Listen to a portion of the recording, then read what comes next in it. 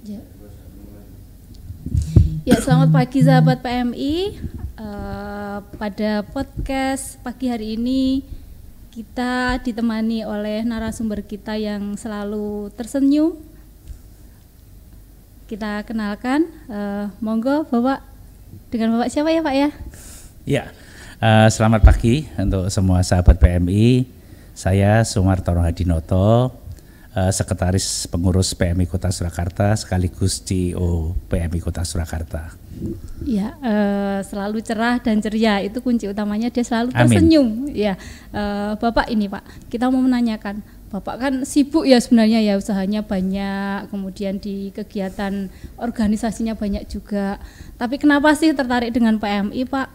Ya, jadi seperti Ketua kita PMI Kota Surakarta maupun segenap pengurus, bahwa PMI ini merupakan ladang amal kita, karena amanah ke PMI itu merupakan tugas yang sangat mulia.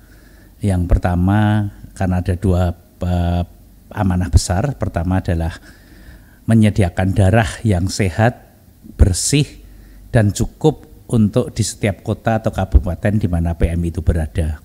Kedua, markas yang merupakan Yansaskesmas di mana kita bisa berbagi, bisa melayani sesama dengan komitmen, dengan ikhlas dan dengan niat baik. Jadi dua hal tersebutlah yang sangat menarik bagi semua yang ada di keluarga besar PMI Kota Surakarta yang saat ini semuanya dengan komitmen dan ikhlas dengan niat baik melayani masyarakat Kota Surakarta dan sekitarnya. Ya, harapannya kan PMI ini benar-benar berperan di masyarakat, benar-benar bagus ya Pak ya. Upaya-upaya apa sih Pak yang dilakukan, terutama Bapak kan sebagai CEO dan pengurus ya Pak ya, sekretaris juga. Upayanya gimana sih biar benar-benar PMI ini meyakinkan ke masyarakat PMI ini benar-benar amanah, benar-benar tadi sebagai ladang amal, seperti itu menunjukkannya bagaimana ya Pak ya? Iya, ini perlu proses karena segala sesuatu tidak bisa instan. Nah, proses ini tergantung dari komitmen semua yang ada di PMI. Pertama, kepercayaan. Trust atau kepercayaan ini sangat luar biasa.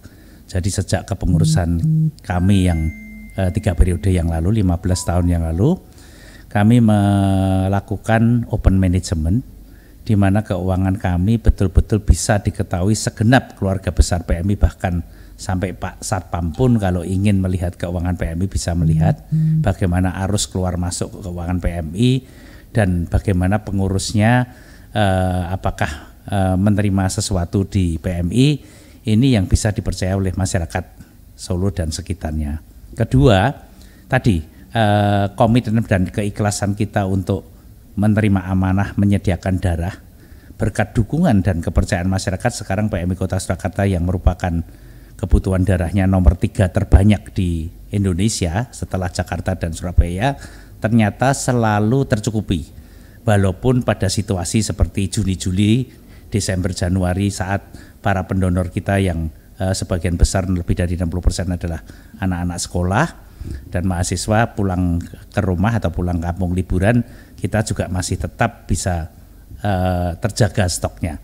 Termasuk pada saat yang satu lagi adalah masa puasa, di mana saudara kita yang berpuasa biasanya secara psikologis takut untuk mendonorkan darahnya. Bahkan di saat pandemi C19 ini, kita pasti masih didukung oleh segenap masyarakat Solo. Ini merupakan salah satu kepercayaan yang luar biasa.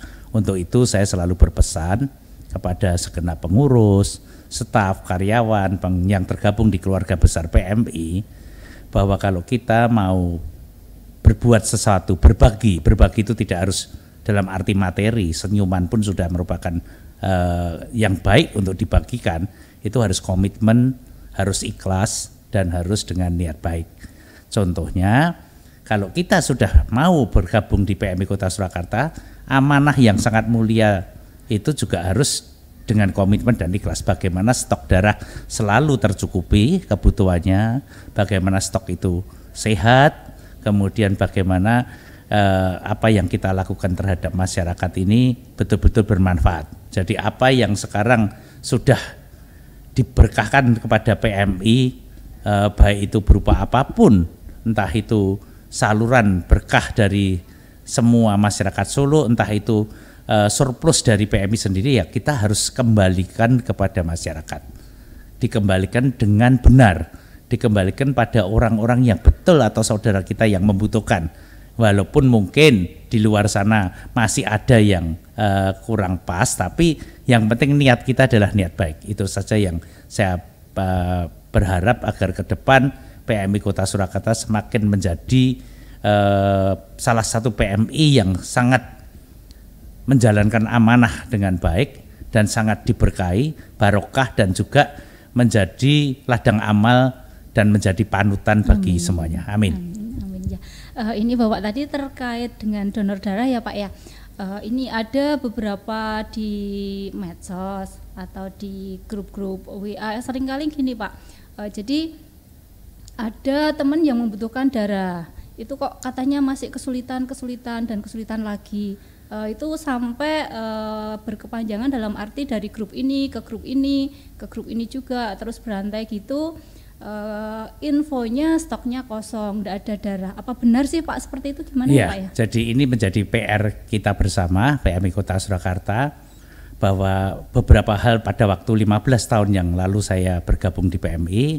Masih pertama, kenapa orang menyumbangkan darah, mendonorkan darahnya gratis, kalau butuh darah kok berbayar? Itu satu pertanyaan yang sering terjadi. Kedua, biaya yang dibayarkan kok berbeda-beda. Kemudian ketiga, yang terakhir adalah sampai hari ini masih ada orang berpikir stok darah PMI kosong atau tidak ada stoknya. Ya. Yang pertama, berbayar ini sudah mulai banyak yang tahu, walaupun masih 1-2 orang kurang mengerti, yaitu yang dibayar adalah biaya proses pengolahan darah, mulai dari kita pendonor masuk ke PMI atau mendonorkan darahnya, diperiksa HB-nya, diperiksa golongan darahnya, tensi, kemudian diperiksa yang lain-lain. Setelah itu diambil darahnya dengan kantong darah, dan setelah itu diperiksa kesehatan darahnya, yaitu IMLTD, inspeksi menular melalui transfusi darah, 4 penyakit menular, hepatitis B, C, VDRL, dan HIV. Kemudian setelah itu bisa dibagi-bagi, diproses untuk menjadi komponen darah, dan yang terakhir uji serasi bagi darah pendonor yang dicocokkan dengan darah pasien. Nah, ini semua termasuk di dalam BPPD atau biaya proses pengolahan darah. Itu yang dibayar oleh pasien, bahkan sekarang tercover BPJS. Yang kedua tadi yang saya sampaikan, kenapa biaya darah beda-beda. Dahulu orang kalau dalam keadaan PMI kekurangan stok atau tidak dapat mencukupi kebutuhan darah yang dibutuhkan oleh kota atau kabupaten, selalu pasien atau keluarga pasien mengirimkan donor. Nah, pada waktu mengirimkan donor, banyak yang mereka cek dulu, uji serasi dulu apakah darah pendonor yang dibawa oleh pasien atau donor pengganti ini cocok dengan pasiennya. Sehingga semua perlu biaya. Kalau mereka membawa 5-10 pendonor, otomatis 10 itu biaya untuk cek kecocokan darahnya harus ditanggung oleh pasien, sehingga biaya sekantong darahnya plus 10 uji kecocokan darah pasien dengan pendonor ini menjadi besar. Nah, ini karena memang stok PMI belum tercukupi. Tapi kedua ini sudah mulai banyak tidak terjadi karena stok PMI Kota Surakarta selalu tercukupi sesuai dengan kebutuhan darah yang dibutuhkan oleh Kota Surakarta, di mana PMI Pusat mencanangkan 4x4, kita bahkan tidak hanya 4% kebutuhan darahnya, lebih dari 25%, dan cukup untuk 4 hari, sehingga stok harian kita adalah 2.000 kantong per harinya. Nah, yang terakhir, kenapa sampai sekarang masih terjadi orang bilang stok darah PMI kosong? Ini karena adalah darah-darah khusus. Jadi darah ini tidak sesederhana hanya golongannya A, B, dan AB dan O, tapi juga ada resus, bahkan ada beberapa faktor di mana bisa terjadi incompatible ataupun bisa terjadi mayor minor, atau bahkan ada resus yang khusus. Nah, inilah yang memang tidak harus pasien atau keluarga pasien ketahui, karena ini menyangkut yang sangat teknis medis. Nah, disinilah untuk menghindari kalau darah PMI kosong, kita sekarang akan segera memasang TV monitor di di mana setiap rumah sakit pasien-pasiennya bisa melihat stok darah PMI real time. Karena kami kelola langsung dari kantor PMI Kota Surakarta melalui teknologi IT sekarang, di mana sehingga kalau terjadi kebutuhan darah yang tidak ada di PMI itu adalah kebutuhan darah khusus, dan itu memang pertama butuh waktu karena harus berkonsultasi pada dokter yang merawat pasien tersebut. Dan dokter tersebut tentunya kan tidak 24 jam menjagai pasien. Jadi ini butuh waktu, sehingga kami hanya berharap sekarang siapapun dari keluarga pasien kalau membutuhkan darah yang memang karena ketidaktahuan atau karena memang khusus dibutuhkan darah yang di PMI belum ada stoknya, tolong kalau broadcast bisa diberikan tanggal dan diberikan jam. Itu yang sangat penting, sehingga apabila sudah mendapatkan darahnya maupun pasien sudah sembuh, broadcast darah itu tidak berputar-putar dan setiap orang masih ingin mencarikan atau membantu, karena kami khawatir ini akan menjadi hal yang kurang baik di masyarakat, karena pada saat dia menelpon sudah nggak diangkat oleh keluarganya karena pasiennya sudah sembuh, atau bahkan mereka pada waktu telepon karena keluarga ini ditelepon terus-terusan merasa terganggu atau mungkin habis baterainya, mati lah. Ini akan menjadi dampak negatif bagi pendonor yang merasa, wah ngapain orang ada broadcast kok ternyata ditelepon aja susah. Inilah yang nanti menjadi sesuatu yang negatif. Jadi sekali lagi kami berharap kepada keluarga pasien yang membutuhkan darah-darah khusus atau darah-darah yang mungkin di PMI belum ada stoknya atau menunggu proses, mari silahkan broadcast dengan bijak. Dan mungkin bisa cek awalnya ke PMI Kota Surakarta yang kami punya komitmen tadi, seluruh keluarga besar PMI, kami akan membantu kebutuhan darah sesulit apapun, karena PMI Kota Surakarta sangat dipercaya masyarakat Solo dan mempunyai database pendonor yang cukup banyak. Ya, berarti darah itu nggak bayar ya Pak ya? Iya, kan darah itu gratis dari Tuhan, kita berikan, diberikan oleh pendonornya gratis dan dikembalikan kepada pasiennya juga gratis. Ya, jadi sebagai biaya pengganti pengolahan darahnya. Kemudian kalau dulu memang banyak keluarga yang datang ke PMI dibawa keluarga pasien, itu karena memang dulu pelayanannya masih belum seperti saat ini. Kalau sampai ya saat semuanya ini, harus melalui proses. Ya, kalau saat ini kan banyak, ibaratnya stoknya di PMI melimpah ya Pak ya.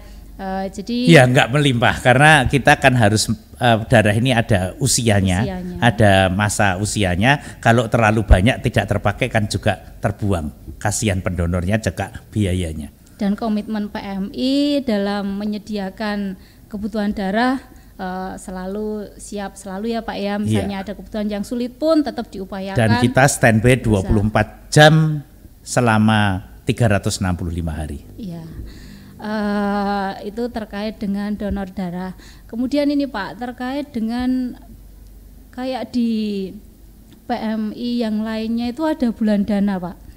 Ada kegiatan penarikan atau sumbangan-sumbangan untuk PMI yang misalnya kita bayar listrik itu saya masih mendapatkan kupon ini bayar PMI ya. Kalau di Solo gimana ya Pak ya? Kok saya merasa di Solo. Jadi PMI Solo selain kita sudah open management dipercaya masyarakat, di mana akibatnya atau hal yang positif yang didapat oleh PMI Kota Surakarta, satu, kami memang tidak satu-satunya PMI di Indonesia yang saat ini bisa mandiri.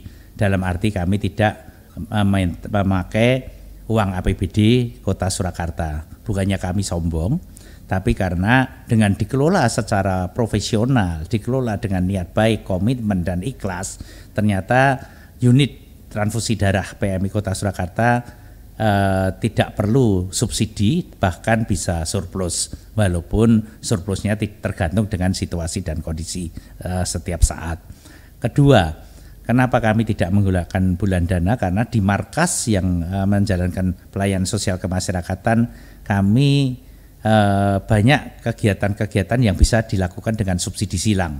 Satu sisi kita bisa melakukan pelatihan, kita bisa membuat suatu pelatihan-pelatihan atau sesuatu yang dibutuhkan masyarakat Solo, di situ kita bisa dapat surplus dan itu kita kembalikan sebagai subsidi silang untuk kegiatan-kegiatan sosial kami. Dan satu hal kenapa kami tidak melakukan bulan dana, karena bulan dana ini dikenakan tanpa memilih siapapun yang berlangganan listrik maupun telepon, sehingga kadang-kadang saudara kita yang harusnya butuh dibantu karena berlangganan listrik yang hanya kecil wattnya atau air minum yang hanya sedikit tapi masih terbeban kupon PMI. Nah, inilah yang membuat kami PMI Kota Surakarta merasa tidak pas atau tidak elegan, sehingga kami meniadakan bulan dana yang walaupun itu secara resmi diizinkan oleh pemerintah, bahkan ada surat resminya dari setiap kota kabupaten, pemerintah kota kabupaten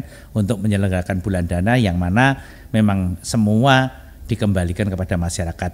Kami karena merasa bisa mengelola dengan baik, dengan profesional, dengan subsidi silang, maka kami melihat tadi bahwa banyak saudara kita yang mungkin butuh ditolong daripada harus mereka berbagi, akhirnya kami melakukan hal-hal yang lebih pas seperti kita membuat Solo Healthy Expo, membuat jalan sehat, membuat berbagai kegiatan yang bisa mendapatkan sponsorship atau mendapatkan fundraising surplus, yang surplusnya itu untuk semua kegiatan markas PMI Kota Surakarta. Jadi sebenarnya masih banyak jalan untuk membantu masyarakat, tidak hanya di penjualan kupon ya Pak ya? Iya. Ya. Jadi sebetulnya kita kalau jadi pengurus PMI, satu adalah bagaimana tadi awalnya modalnya niat baik, komitmen ikhlas. Kedua harus banyak berpikir out of the box. Jadi kita harus berani melakukan terobosan-terobosan yang di luar sana